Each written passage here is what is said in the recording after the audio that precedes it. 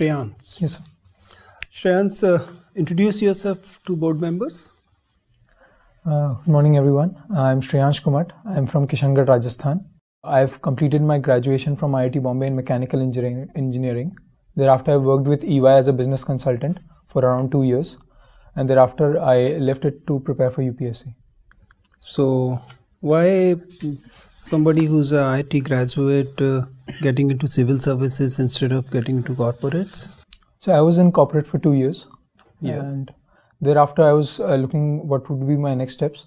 And I was going through different opportunities that I can get. And I stumbled upon civil services, and it inspired me as a good next option, which can give me a wide gamut of opportunities and a platform in which I can contribute to the nation building as well and have a very, very prestigious job. So you stumbled upon this career. Yes. And it's very likely that after once you get into it, you'll stumble upon something else as well. I think within IS, when I did the research, I talked to my seniors. They told me that within IS, you get a gamut of opportunities.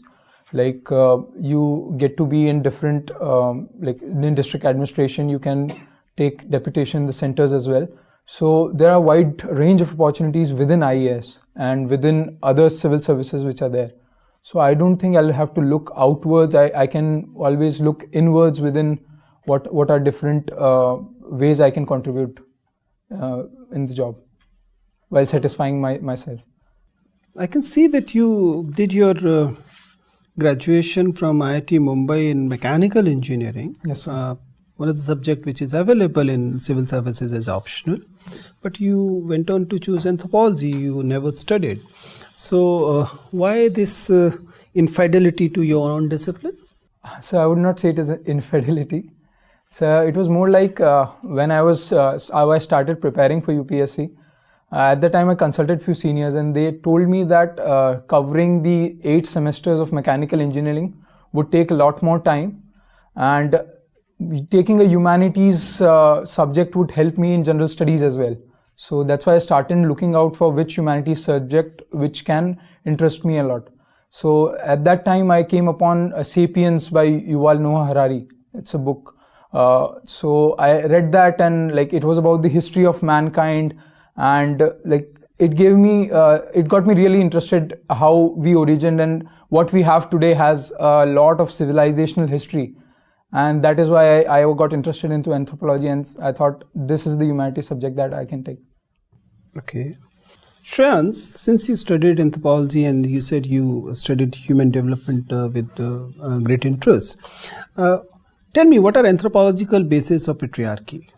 So when during the course of evolution, what has happened that the erect posture came upon human beings, and because of that the birth canal shortened, and the human babies started to come out as underdeveloped children. So the woman at that time had to take care of the children. So that particular thing led to a culture or a society in which division of labor had to happen. And in many society, that particular thing led to patriarchy. And you agree by the theory, or you believe there are some shortcomings in it?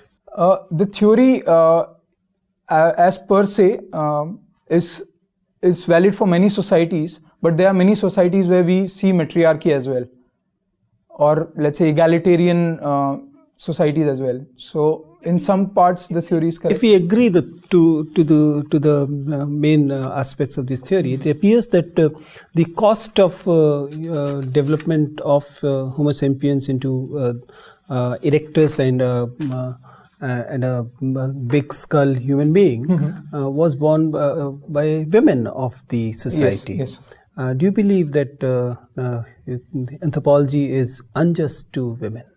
I don't think so. Anthropology as such. Human development is unjust to women. That is how it has happened biologically, you can say. But now, with our rationality in the society, we are able to identify that such thing has happened, and now we are trying to make sure that all the injustices are taken care of and empowerment of women happens. But if we look at our role as society and as a political class against the women reservation bill in the parliament, it appears that we are not adequately prepared to compensate for what we did in the past. So I think the change will have to come from the society itself, and slowly, as we can see, there are social reformers who are pushing towards it, and we need to generate the consensus and the political will to ensure that the much needed thing is done. Do you believe if we had a women in the leadership position for say another 2 decades after Indira Gandhi, we might have been in a different pedestal on gender justice thing? So woman leader at the top would definitely have given role models to many women, and they would have come out and made sure that they are able to get their rights. So that would have definitely helped. But at the top, it is one thing, but the movement has to come from the grassroots as well. So it has to be a balance of both. So that would have definitely helped. Thank you, Shreyans. Dr. Tal. Shreyans, continuing with your anthropology, seeing that you have special interest in it, tell me, what are the changes in cranial space from the starting of human species till now? So if we look at our ancestors, let's say the apes, they were having the cranial capacity of around 200 to 400 cubic centimeters. And currently what we have is around 1200 to 400 cubic centimeters. In between, there were Neanderthals who had cranial capacity of more than us. They're around 1500 cubic centimeters. Apart from that, how the shape of the skull has changed is that the prognathism has reduced. We now have flatter faces. Apart from that, you can say this is called the medulla. I am forgetting the term. So that has gone downward and backward. So earlier, what used to happen is an animal or an ape would have this. If this is the head, then this spinal cord will be like this. Vertebra will be like this, and now we have erect posture. So that has changed. So that has continuously helped us to be bipedal in nature and to be able to see farther things and help us in hunting. And these changes have helped us grow as a species. Okay.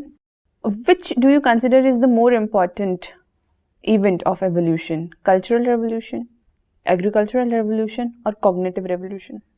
You have read *Sapiens*. Yes, I have.